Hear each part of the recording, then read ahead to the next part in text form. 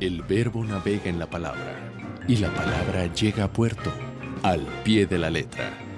Comenzamos.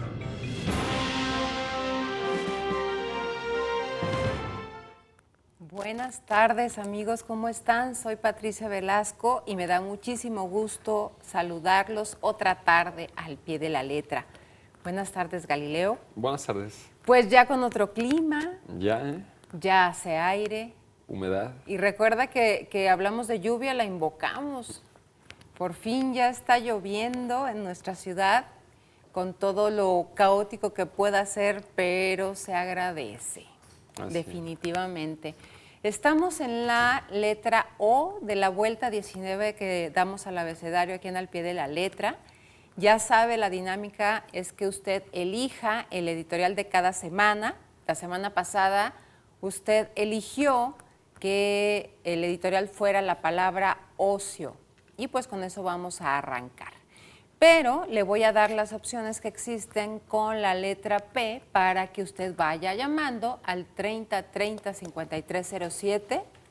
Apúntelo, 3030-5307. Y también puede hacerlo en nuestro muro de la fanpage Al Pie de la Letra. Las opciones que tenemos para usted son pesadilla, pragmatismo o padre. Esas tres palabras. Pesadilla, pragmatismo o padre. ¿De qué quiere que hablemos la siguiente semana? Usted decide, así que llame al 3030-5307. Ahí está Nacho listísimo para recibir su voto y ya sabe que por cada voto se lleva un regalo de Literalia Editores. Y más adelante le vamos a hacer la pregunta, que es otro pretexto para que se lleve otro regalo, de quién escribió y le vamos a dar el nombre de la obra de esta tarde, obviamente con el pretexto de la letra O. 3030-5307 para que vote, para que responda y también lo puede hacer a través de nuestra fanpage Al Pie de la Letra. Pues vamos a arrancar. Tenemos a un autor con la O, Orhan Pamuk. Tenemos un libro del cual hablar. Tenemos el editorial, la palabra que quedó en segundo lugar para el final del programa y frases de Ortega y Gasset. Ahí está el menú de esta tarde. Vamos a introducir el editorial Ocio con esta cápsula que nos preparó Víctor Clavellina. Le mandamos un abrazo porque hoy no está con nosotros, pero vamos a ver esta cápsula que nos ha dejado. De otro libro de Adán y Eva, algunos fragmentos. ¿Has visto cómo crecen las plantas? Al lugar en que cae la semilla, acude el agua. Es el agua la que germina, sube al sol. Por el tronco, por las ramas, el agua asciende al aire, como cuando te quedas viendo el cielo del mediodía y tus ojos empiezan a evaporarse. Las plantas crecen de un día a otro. Es la tierra la que crece, se hace blanda, verde, flexible. El terrón enmohecido, la costra de los viejos árboles, se desprende, regresa. ¿Lo has visto? Las plantas caminan en el tiempo, no de un lugar a otro, de una hora a otra hora. Esto puedes sentirlo cuando te extiendes sobre la tierra boca arriba y tu pelo penetra como un manojo de raíces y toda tú eres un tronco caído. Yo quiero sembrar una semilla en el río, a ver si crece un árbol flotante para treparme a jugar. En su follaje se enredarían los peces y sería un árbol de agua que iría a todas partes sin caerse nunca.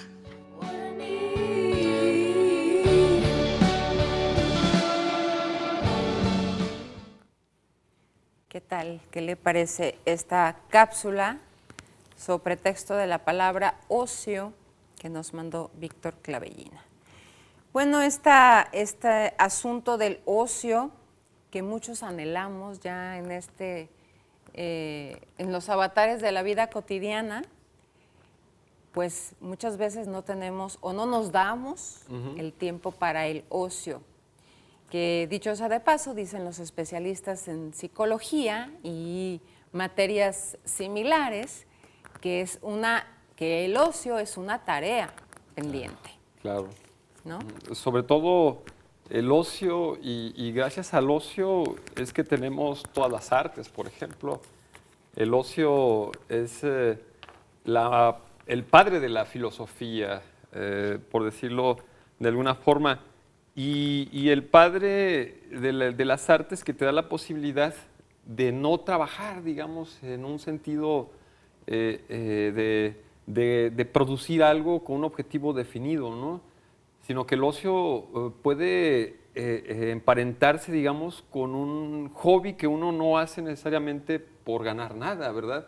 Que en el fondo uno pues está enriqueciendo ese ocio con elementos que tal vez en el futuro le den Claro. algo, ¿no? Un músico, por ejemplo, que en sus ratos de ocio, que no es músico, pero en sus ratos de ocio toca la guitarra y escucha la música y trata de reproducirla en un momento dado, ese mismo ocio que cultivó termina siendo arte, ¿no? Así es. Pues lo que pasa es que, bueno, podemos distinguir dos clases de ocio, el ocio, el positivo y el nocivo, ¿no? Ujú. Entonces, de ahí viene esta frase de ¿qué? Que el ocio es la madre de todos los vicios, ¿o cómo va? El ocio es la madre de todos los Ok, vicios, pero ahí estaríamos hablando pero de todas las artes también. del ocio negativo. Claro. Existe el ocio positivo que nos abre la puerta a la recreación, a la introspección, a la creación, Así es. y de ahí partimos a la evocación, porque sin duda el ocio positivo tiene que tocar otras partes del ser para poder calificarlo como productivo. Exacto. Y de ahí viene este asunto de que después tu ocio se convierta en tu oficio, Eso. ¿no? Sí. Y entonces es cuando tenemos frente a nosotros a un artista, Así ¿no? es. A un artista que ha dedicado Su su ocio. ocio para su oficio. De pronto el ocio se convierte en negocio, ¿verdad? Sí, y era también es importante como distinguir, ¿no? En esta sociedad en la que si no ganas dinero, se te considera ocioso, ¿no? Es que qué ocioso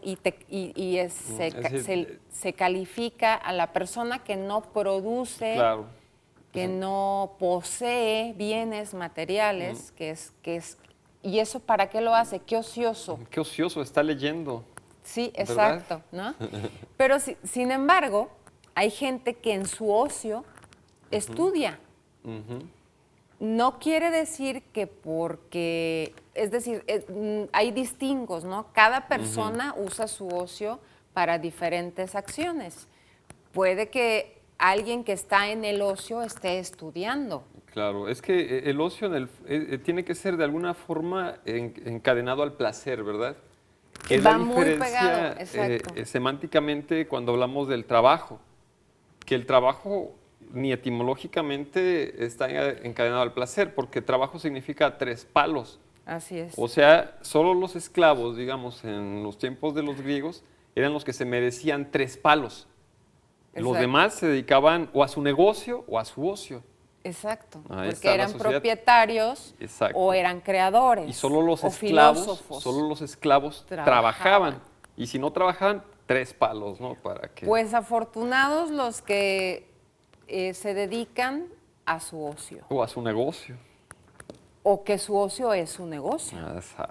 ¿no? Que eso es muy difícil en este país, ¿no? Ah, sí. He escuchado pocos artistas que puedan, de todas las Artes. actividades artísticas, de las bellas artes, que puedan jactarse de vivir de su ocio, que es su arte finalmente, ¿no? Y a fin de cuentas, Pati, es lo que define al artista. El artista pleno es alguien dedicado a su ocio, ¿verdad? El artista pleno vive de su ocio. Y ¿no? definitivamente el ocio va ligado a el placer Su placer. y a la Recreación, contemplación. Sí, y a esta alimentación del ser, ¿no? Porque finalmente a eso te lleva ese acto de estar contigo mismo, de estar en un momento de creación. Finalmente lo que se produce quizás no sea un artículo de venta o de consumo, pero sí será un resultado de estos procesos introspectivos y de creación. Espirituales. Así es. Mientras sea un ocio, como bien decías, Patricia, positivo, ¿no? En el sentido de que alimente el espíritu y no nada más te entretenga, ¿verdad? Porque ahora el ocio tal vez ya no se condiciona en el sentido de que uno se recríe en sus afinidades o... No, y ahora mira, el Galileo, ocio que es hay entretenimiento. muchísimos, digamos, hasta trampas, sí. ¿no? Para que en nuestro ocio no pensemos. Exacto. Si es que existen en el día o en los fines de semana espacios para el ocio, que nuestra mente esté ocupada, que claro. no tengamos tiempo de reflexionar, que no tengamos tiempo para pensar, mucho menos para cuestionar. Entonces hay distractores que están creados precisamente para que no, para ser autómatas, ¿sí? Y que no caigamos en el cuestionamiento. En realidad ya no es tanto ocio, ¿verdad? En el sentido Y entonces clásico. ya no es ocio. No, ya es un entretenimiento. Es un entretenimiento vano, llano y sin mayor beneficio. Claro que si su ocio es ver buen cine, cultiva. También te lleva a la reflexión. La sensibilidad. Exacto. No digo que apaguen la tele, ¿no? Todo depende de qué estamos viendo, todo depende de qué película, todo depende de qué programa. Y es esta parte que dices, Galileo, es la alimentación del espíritu lo que permite que el ocio sea productivo. Así es. En términos del ser humano. Vamos a ir un corte, seguimos hablando de muchos temas con la O. Tenemos para la letra P 3 opciones, ya se las había dicho: pesadilla, pragmatismo o padre. Federico Velasco vota por padre y tienes tu regalo, Federico. Vamos a un corte y regresamos con más en Al Pie de la Letra. Solo el amor contiene a la palabra y la palabra al amor. Al Pie de la Letra. Ya volvimos al Pie de la Letra. Ay, le voy a hacer, antes de leer las participaciones, le voy a dar la pregunta para que llame. ¿Quién escribió el retrato de Dorian Gray? Qué fácil. Muy fácil. O el nombre o el apellido comienzan con O. ¿Quién escribió el retrato de Dorian Gray, nacido en Dublín, cuando pertenecía al Reino Unido, el 16 de octubre de 1854, y murió en París el 30 de noviembre de 1900. Fue escritor, poeta y dramaturgo. ¿Quién escribió el retrato de Dorian Gray? Está muy fácil. Le pedimos que si va a responder en nuestra fanpage, lo haga, pero por inbox o en el teléfono 3030-5307. Y precisamente nos llaman Calixto Valdivia González, que vota por pragmatismo. Nos llama también Osvaldo Velázquez, que vota por pragmatismo. José Ignacio Cuervo Gutiérrez vota por padre. Y dice, atrás dice, que el ocio es la administración del tiempo libre. Muy bien. Israel Castellanos vota por padre. Va ganando padre en este momento. Si usted quiere que gane pesadilla o pragmatismo, pues ya sabe lo que tiene que hacer, 3030-5307 o en nuestra fanpage. Y también Israel Castellanos dice, negocio es lo contrario del ocio, es su negación, así es. Gracias por sus comentarios, también es interesante e importante que participe de esta manera. Bueno, ¿quién escribió el retrato de Dorian Gray? Está muy fácil. y vote por Pesadilla, Padre o Pragmatismo, que son las opciones que tenemos para editorial de la próxima semana. Bueno, y tenemos la recomendación de esta tarde, Las Pónticas de Ovidio. Sí. Esta obra Clásica. Epistulae Exponto, Epistolar. Cartas desde el Mar Negro o Las Pónticas de Ovidio. Sí, del Póntico, ¿no? Es Y clásico, pero clásico. la verdad sí, es un libro muy interesante porque es la parte en la que Ovidio, Nazón Ovidio,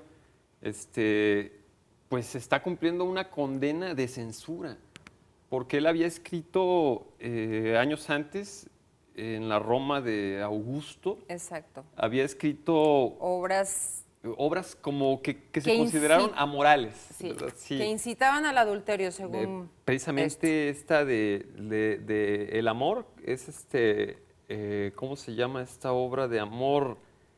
Lecciones de amor. Bueno, hace una obra en la que se ven ofendidos la realeza y la moral romana de un Augusto que quería poner a Roma como en el centro también de la moral, una Roma que se desmoronaba, Moronaba. ¿no? En el sentido, pues, ¿Moral? moral, ¿no? En el sentido de su poder, que entraba en una decadencia, ¿no? Y Ovidio pone el dedo en la llaga. El arte de amar hace El arte de ese amar. que pone Así, el de dedo hecho, en él la hace llaga. referencia a ese. Y él siendo muy importante y habiendo dado tantas alabanzas a Roma y habiendo escrito también las Metamorfosis, pues era un poeta de alto reconocimiento imperial, amigo directo de Augusto. Así es. Entonces también se dice que tuvo algo que ver con su esposa, ¿no? El mismo Augusto no nada más desterró a Ovidio, desterró a más por cuestiones morales, a una hija también la desterró. Y en estas pónticas, Ovidio, a través de un patetismo excepcional, construye una serie de cartas, por eso es un epistolario. Así es. Una serie de cartas a todos aquellos personajes de la Roma, sus amigos que tenían también alguna posición pues aristocrática o en el Senado, ¿no? Importante. Socialmente o eran amigos de Augusto. Así es. A todos los está buscando y les escribe, por favor, redúceme la pena. Pero es increíble, Pati, la manera en la que Ovidio todo lo hace poesía, todo lo que toca. Hay una condición excepcional en la forma en la que Ovidio pues está transmitiendo su emoción y sus sentimientos de estar atorado, exiliado en un país de bárbaros, Sí. donde solamente las saetas envenenadas son las que uno ve cruzar por ahí, ¿no? Sí. Por ese Póntico helado que está al acecho de las tribus bárbaras y siempre está quejándose, buscando esa cambio del César para que le deje otra vez entrar a la Roma que tanto anhela y que él mismo tanto ha cantado y que ama, ¿no? Con un amor excepcional. Sí, ¿no? y es evidente. Sí, sí. Las Pónticas de Ovidio. Excelente referencia. Y mira, que es un libro que en el original son hexámetros. Entonces están medidos en pies de verso, de esas sílabas largas y cortas en las cuales los latinos y los griegos estructuraban su métrica. Así es. Y es bien interesante, pues, y que en la traducción que nosotros leímos, independientemente, pues, de que es una traducción literal, que no está respetando en el sentido métrico, que tendría que haber un cambio semántico, pero aún así es un ritmo extraordinario Sí. y es un tono de alta poesía muy excepcional que Ovidio desarrolla, ¿no? A través de estas cartas patéticas, definitivamente. Patéticas, definitivamente. Pues ahí Sí. está la recomendación, Galileo, para sí, nuestros sí. amigos, para que...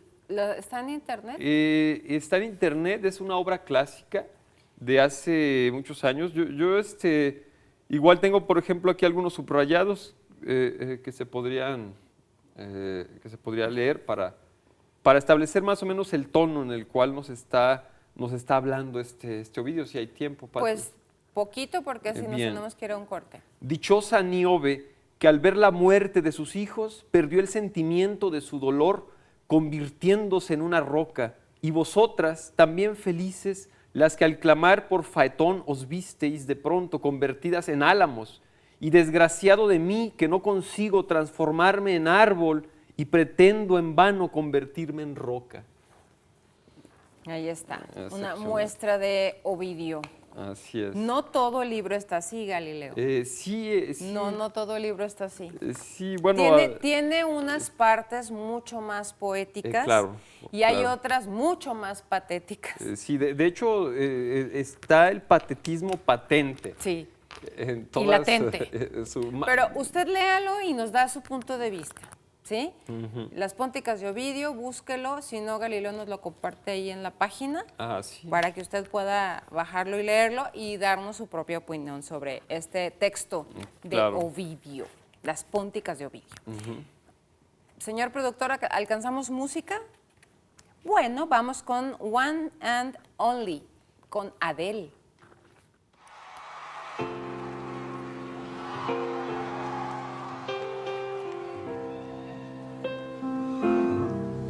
You've been on my mind. I grow fonder every day, lose myself in time. Just thinking of your face, God only knows why it's taken me so long to let my doubts go. You're the only one that I want. I don't know why I'm scared, 'cause I've been here before. Every feeling, every word, I've imagined it all. You'll never know if you never try to forgive your past and simply be mine. Dare to let me be the one and only. Promise I'm worthy to hold in your arms. So come on and give me the chance to prove I am the one who can walk that mile until the end starts. Have I been on your mind? Do you hang on every word I say? Lose yourself in time at the mention of my name. Will I ever know how it feels to hold you close and have you tell me whichever road I choose you go? I don't know why I'm scared, 'cause I've been here before. Every feeling, every word, I've imagined it all. You'll never know if you never try to forgive your past and simply be mine. Dare you to let me be your one and only. Promise I'm worthy to hold in your arms. So come on and give me the chance to prove I am the one who can. Pues ahí, hasta ahí le dejamos porque tenemos que ir a un corte. Ya sabe quién escribió el retrato de Dorian Gray. Y vote por Pesadilla, Padre o Pragmatismo. Regresamos al pie de la letra. Ojos de sal, de azúcar, para leer la vida. Al pie de la letra. Ya regresamos al pie de la letra. Nos llama María Teresa Mesa Vargas y vota por Pesadilla. Y Federico Velasco en nuestra fanpage responde correctamente. Ya saben que los que responden correctamente o votan, ya sea por la fanpage o vía telefónica, al 3030-5307, se llevan un regalo de Literalia Editores. Ya sabe quién escribió el retrato de Dorian Gray, le doy otras pistas. Es considerado uno de los dramaturgos más destacados del Londres victoriano tardío. Además, fue una celebridad en la época debido a su gran y aguzado ingenio. Hoy en día es recordado por sus epigramas, sus obras de teatro, la tragedia de su encarcelamiento y su muerte muy joven, murió muy joven. ¿Quién escribió el retrato de Dorian Gray? Yo sé que usted sabe. Vámonos con el autor. Así es. ¿Qué te parece? Con O de Orhan. Orhan Pamuk, nacido en Estambul el 7 de junio, acaba de ser su cumpleaños, de 1952. Sí, este escritor Pamuk es turco, es musulmán cultural, nacido en el seno de una familia acomodada, residente en el occidentalizado barrio de Nizantasi de Estambul. Similar la atmósfera de ahí a lo que describen sus novelas, Pati. Cursó la secundaria en un colegio norteamericano, en el Robert College de su ciudad natal, y después empezó a estudiar arquitectura, pero después abandonó la carrera, 3 años después, para dedicarse a la literatura de tiempo completo. Y bueno, una de las cosas en las que sí se graduó fue del periodismo, porque no se graduó de la arquitectura definitivamente, pero nunca ejerció la profesión, Pati, de periodista. Y sin embargo, entre 1985 y 1988 reside en Nueva York y trabajó como profesor visitante en la Universidad de Columbia. Bueno, hay que abundar aquí que precisamente hace eso porque tiene que huir de su país por razones políticas. Ahorita pero les vamos a posteriormente regresa a Estambul, Pati. Así es. Y él mismo ha dicho, me acuerdo perfectamente del momento en que quise ser escritor. Fue una tarde de marzo o abril, en la primavera de 1973. Agarré un papel y un bolígrafo y me puse a escribir. Y así fue. Recuerdo haber leído El extranjero de Camus y a pesar de que no influyó en mi escritura, pensé que me iba a ayudar a ser escritor.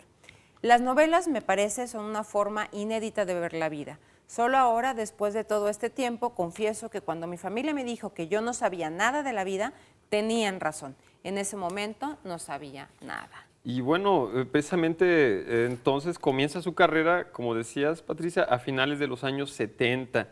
Y su primera novela la publicó en 1982. Empezó a tener repercusión internacional con la novela que escribió en 1985 que se llama El astrólogo y el sultán, alabada por un muy famoso también novelista estadounidense del que hemos hablado aquí, de John Updike. Y alcanzó su consagración definitiva con Me llamo Rojo, en 1998, una novela donde combina la narración, el misterio, la historia de amor, la reflexión filosófica, todo eso nos dice en Rojo. Ambientada en Estambul. Ambientada en Estambul. Este autor lo llevaron a juicio en diciembre del 2004 por instalar y debilitar la identidad turca. Esto se refiere al artículo 301 del Código Penal de Turquía. Claro. En una entrevista a un periódico suizo en la que pronunció la siguiente frase, este autor. En Turquía mataron a 1 millón de armenios y a 30,000 kurdos. Nadie habla de ello y a mí me odian por hacerlo. Sí, Esto fue lo que declaró. Sí, es cierto, sus declaraciones son políticas, pues de mucha polémica. Así es. Y pues para esto, Pati, al decir esa declaración, pues tuvo que sacársela de alguna manera, en el sentido de que lo juzgan, pero le imponen una condena condicional de 6 meses, durante los cuales debería abstenerse de cometer delitos para mantener su libertad condicional. Sin embargo, reafirma sus palabras en el 2005 y en enero del 2006 un tribunal abandona su proceso judicial porque también hay muchas presiones internacionales.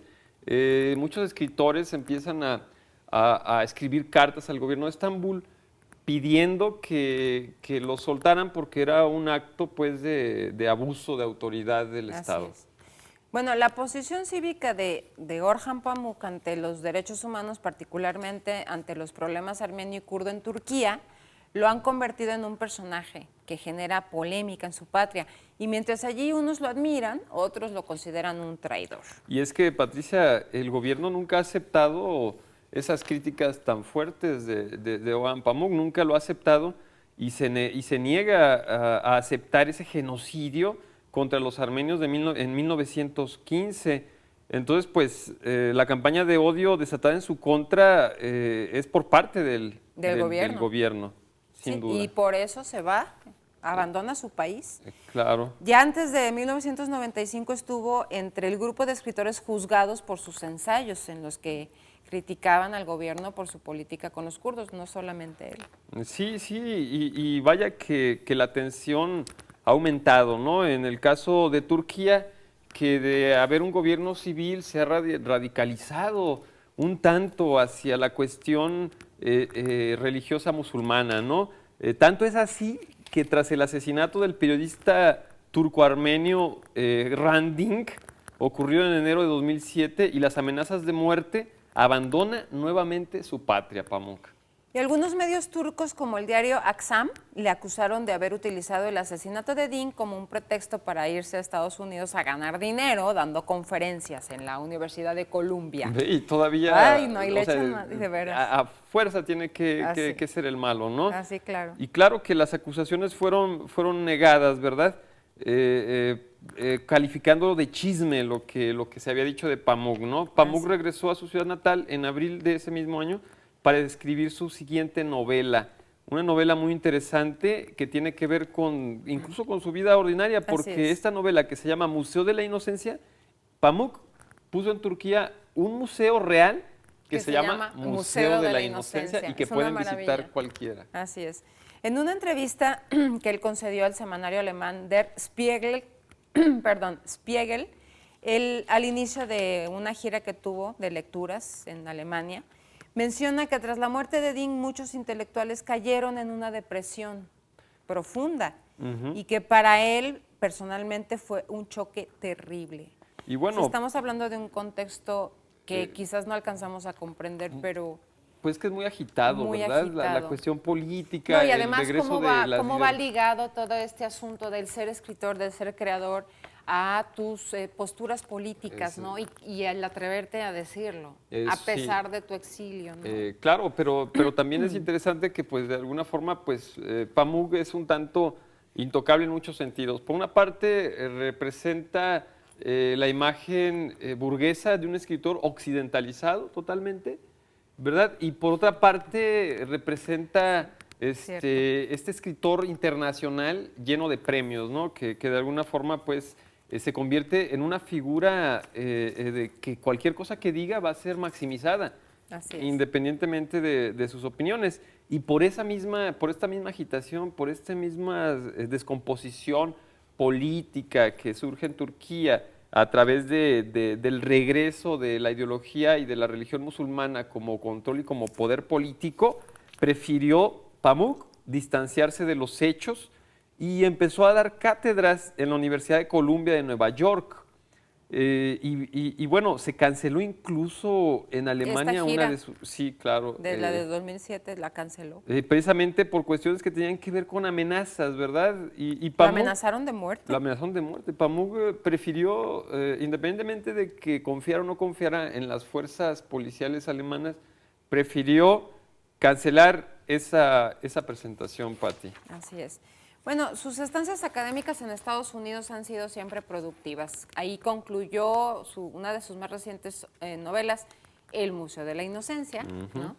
Y después El Libro Negro, que fue también éxito, bueno, fue su primer éxito internacional, de hecho, El Libro Negro. Y por otro lado, aunque han existido amenazas de muertes de turcos fundamentalistas, Pamuk considera que nadie ni nada lo obligarán al exilio. Claro, y es que uno puede ver en Pamuk el amor que tiene a Turquía, o sea, es una visión en la cual él considera que tiene que estar ahí y que tiene que ser el testigo de este cambio tan drástico que de pronto ocurre, porque muchos jóvenes le cuestionan sobre la imagen de esa Turquía que retrató en sus primeras novelas. Y él dice, claro que hay una diferencia enorme, ¿no? Entre una Turquía que estaba más o menos encerrada, ¿no?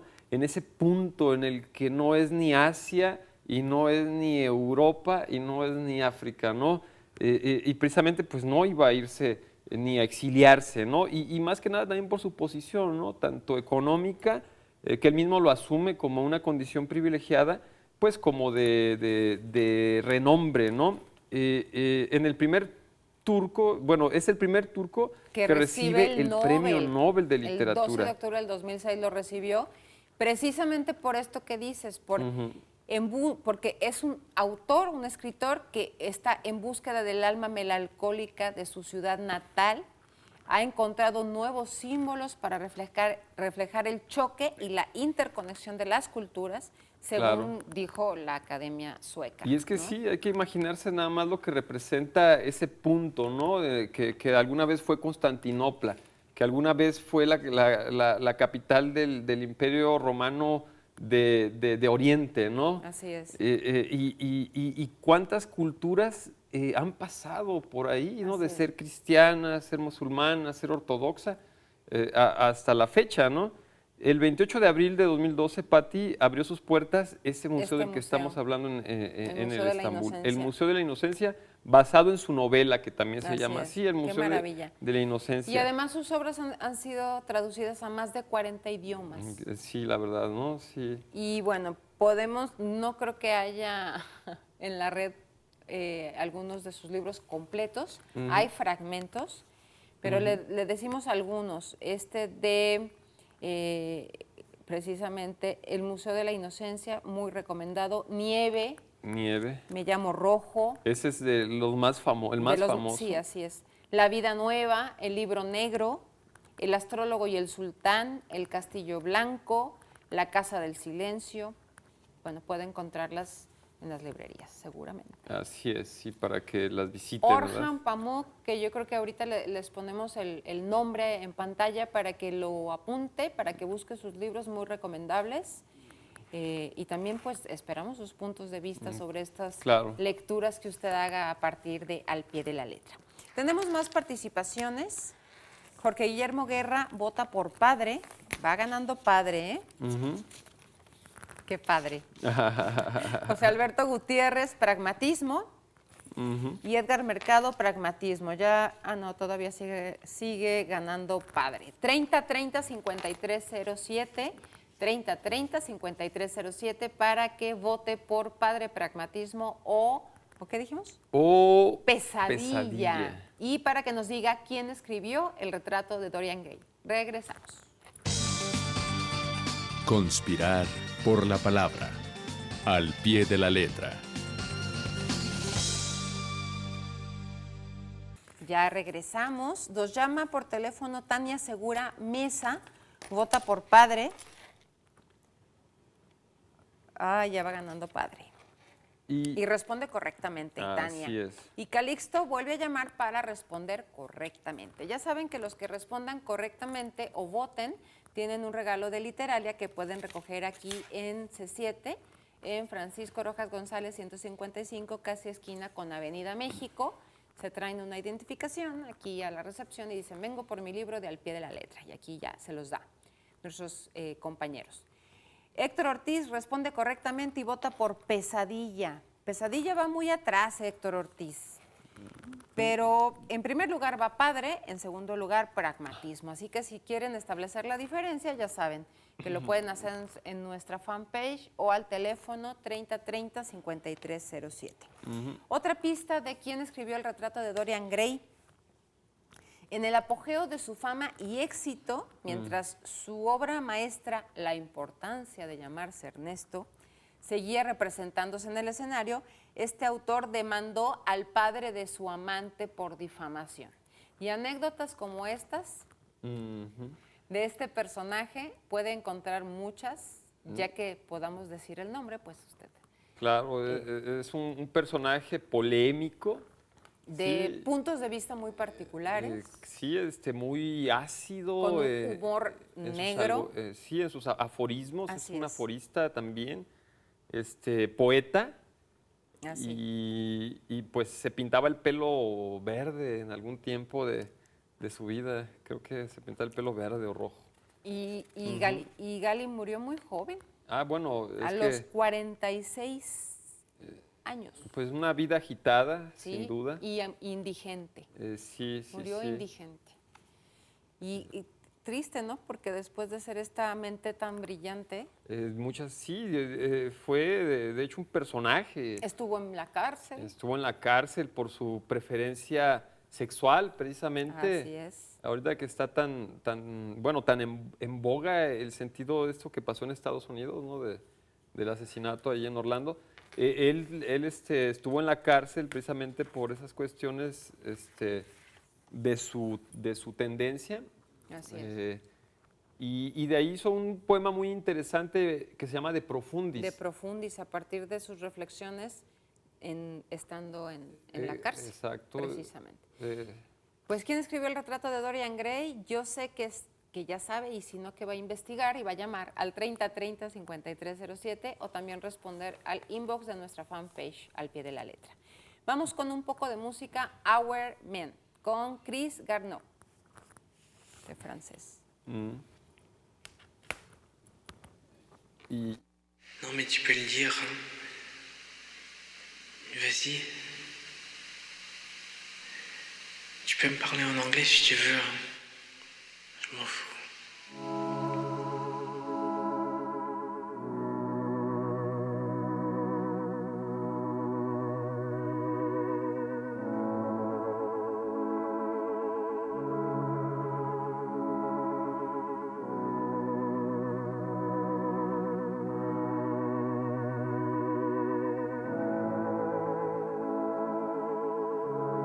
Were you protected by a brother? Were you protected by a sister? Were you protected, oh little wife? You resurrected this life. And our man, our holy man, he disenchant the family, the land.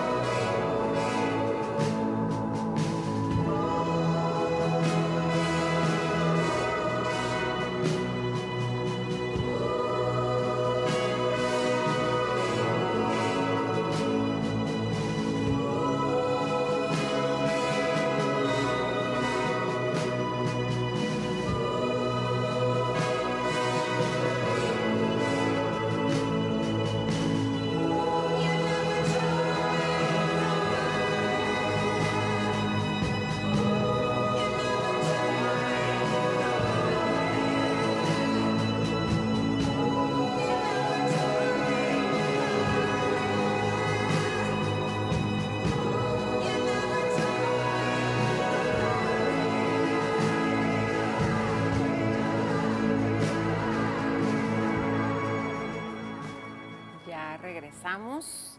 Un ratito les pusimos, porque luego nos faltan más cosas y no vamos a alcanzar. José Alberto Gutiérrez vota por pragmatismo. Y Edgar Daniel Mercado Espinosa vota por Pesadilla. De todas maneras, la Pesadilla se quedó atrás, lo cual nos parece muy bien. Van empatadas Pragmatismo y Padre. Así que si usted quiere establecer la diferencia, dígale a su hijo, su sobrino o a cualquiera que vaya pasando que se meta a nuestra fanpage Al Pie de la Letra o que marque el 3030-5307 para que vote por la palabra de su preferencia. Pragmatismo o Padre o Pesadilla, que va al final de su preferencia. Y en segundo lugar, la semana pasada quedó la palabra onírico. Esto perteneciente o relativo a los sueños, esto que puede ser incluso de carácter paranormal, y esto a lo que recurre muchísimo la literatura, ¿no? Lo onírico, ¿verdad? Así La es. relación de los sueños, ¿no? Así es. Sobre todo el surrealismo, Patti, que toma muchos elementos que tienen que ver con el inconsciente, Así siendo es. precisamente el sueño una manifestación directa, ¿no?, de este inconsciente. Entonces lo onírico se convierte pues en un elemento también creativo, ¿no?, en determinadas corrientes literarias, ¿no? Sí, y es como un ensueño, ¿verdad? Es esto que puede suceder definitivamente no en el terreno real, Ajá. y por ello es que en la literatura el realismo mágico tiene mucho de este ingrediente, que incluso cuando se produce dentro de este personaje que estaba con la fiebre altísima y estaba alucinando y recordando y evocando asuntos que no precisamente sucedían, sino que estaban dentro de esta real y realidad, ¿no? Sí. Y que solo ocurre en lo onírico. Y claro que sí, precisamente ese realismo mágico, ¿no?, que dices, uno de pronto se encuentra entre el sueño y la realidad, Así es. dentro de esas estructuras, pues, literarias, ¿no?, que nos están determinando tal vez algo muy trágico de pronto, pero con una calidad literaria que parece ensoñación. Sí. Así es. Que no importa, pues, no importa finalmente si está sucediendo o no está sucediendo, porque la literatura nos permite, y te puedes brincar esta parte de querer saber si es real o no real, porque estás en el terreno de la literatura. Sí. Y estás en el terreno de lo onírico y ahí todo pasa, ¿no? Así es, el mundo de los sueños. El mundo de los sueños. Y tenemos, ¡ay, jole! Quedan 2 minutos, qué rápido. Algunas frases rapidísimas de Ortega y Gasset, que créanme que además era extraordinario filósofo, porque tiene unas frases que, por ejemplo, dice, nuestras convicciones más arraigadas, más indubitables, son las más sospechosas. Ellas constituyen nuestro límite, nuestros confines, nuestra prisión. Así es, ¿verdad? Muy, muy exacto. Así es. Y luego aquí otra que no carece de nivel, precisamente. La mayor parte de los hombres tiene una capacidad intelectual muy superior al ejercicio que hace de ella. Así es. Y luego dice, la vida es una serie de colisiones con el futuro. Fíjese bien. No es una suma de lo que hemos sido, sino de lo que anhelamos ser. Y así se sigue, búsquelas de Ortega y Gasset, muy bueno. Ya nos vamos, muchachos. A nuestro querido crew de C7 le pedimos que haga el desempate, porque ellos siempre están ahí haciendo que este programa sea realidad, y entonces ahora les vamos a dar el privilegio de hacer el desempate. ¿Pragmatismo o Padre, muchachos, allá en cabina? Padre, porque es Día del Padre, así será. Entonces, nuestro editorial. Padre, qué padre. Ahí va la llamada del desempate. Aquí esperamos a Nacho corriendo. Córrele, Nacho. Por acá, por acá. Porque si no, a ver. ¿Sí? Híjole, no puede ser. Paula Juárez vota por pragmatismo. Otra vez. Y responde correctamente. Vuelve a empatar. Vuelve a empatar. Y entonces, ¿padre? Oficialmente ganó pragmatismo. Bueno, ya nos vamos. Yo soy Patricia Velasco. Gracias, Galileo. Un placer, Ay, Patricia. espérate, ¿quién escribió el retrato de Dorian Gray? Oscar Wilde. Ya sabe lo que tiene que hacer. Soy Patricia Velasco y le pido el favor de cada miércoles, de aquí a que nos volvamos a ver, por favor, lea un buen libro. Uf. Ahora la palabra continúa hasta el siguiente puerto. Toma tu brújula y espéranos la próxima semana. Al pie de la letra.